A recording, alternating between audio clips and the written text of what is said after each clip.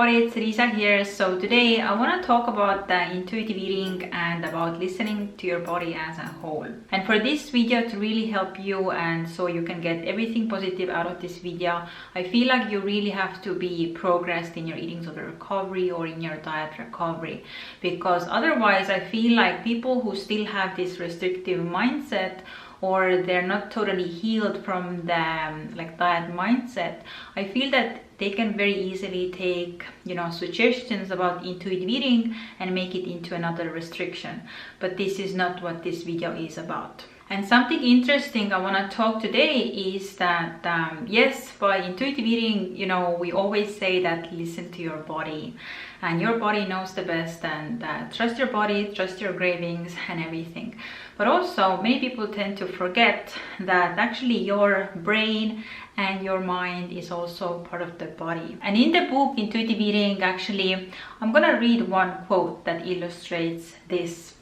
Intuitive eating embraces all three parts of the human brain. In infancy and toddlerhood, eating is mostly instinctual.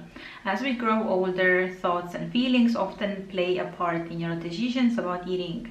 As we often tell our clients, our bodies are not just composed of the tongue and the stomach, but also the mind. So basically what it means is that by listening to your body as a whole, this also includes your brain or your mind, which means that you can use your rational thinking, your logical thinking when eating or making food choices.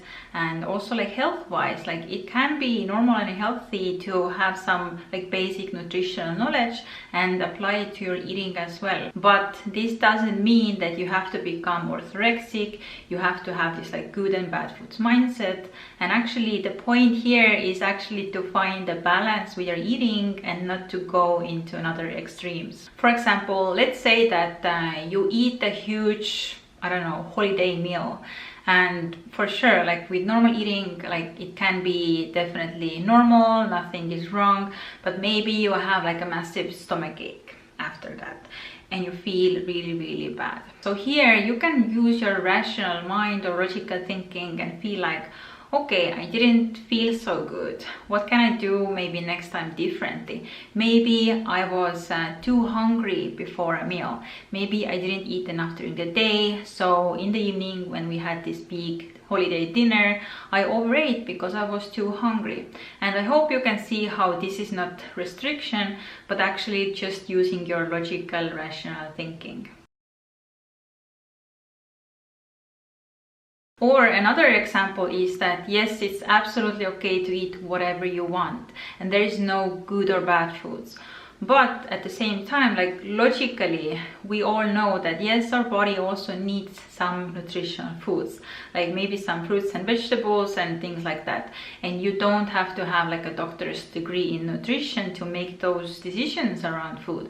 But just generally overall, you also make choices that yes, my body needs nutrition as well. But I feel really for this to work and for a person not to make it into another restriction, as I said in the beginning of the video, you first have to be progressed in your eating disorder recovery or your diet recovery, so you don't apply this information as a form of another restriction. And I really feel you have to be able to be relaxed about food and have this healthy mindset. Or another way to look at it, listening to your body as a whole, also your mind or your brain, is that for example, when you're craving something, you're eating something and then physically you feel bad, then you might think how can I feel bad if my body knows the best? If my body knows all the cravings, everything I should eat, if now I have a stomach ache or something. But the stomach ache or feeling very bad is also part of your body's signals.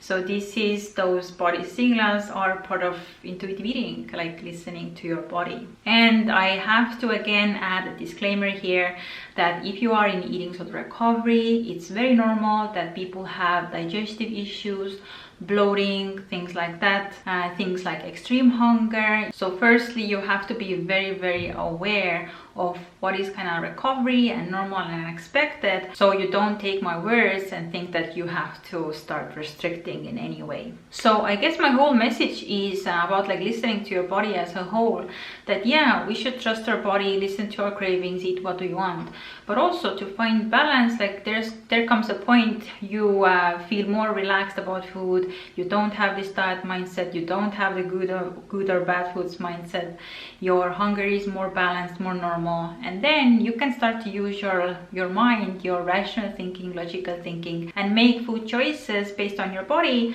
but also like adding your mind as well into the mix. And again, like I just want to quickly say something about like healthy eating or eating like nutritious food, and what I just said about like using your rational mind to know that our body needs nutritional foods as well.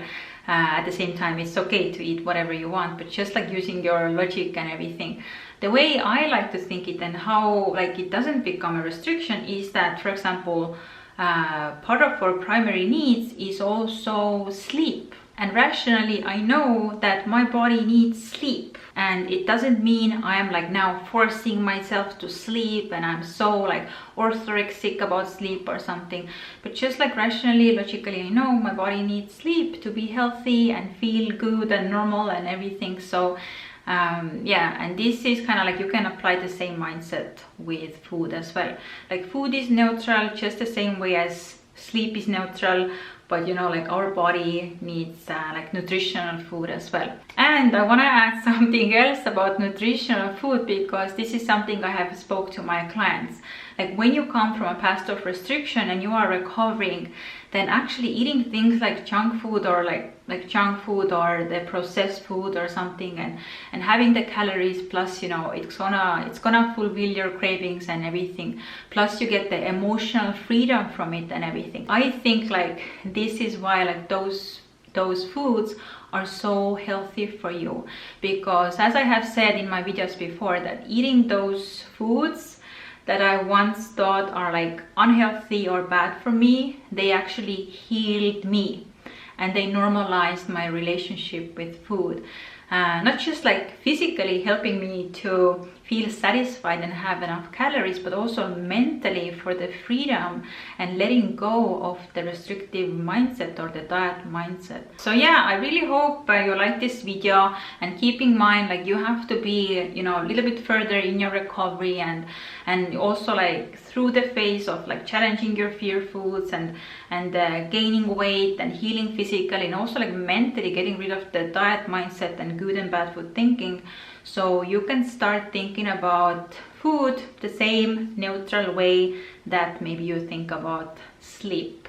So yeah, I really hope it makes sense, and yeah, thank you so much for watching. I think this is it for today's video, and subscribe to my channel, also like this video, and I'm gonna see you in the next one. Bye.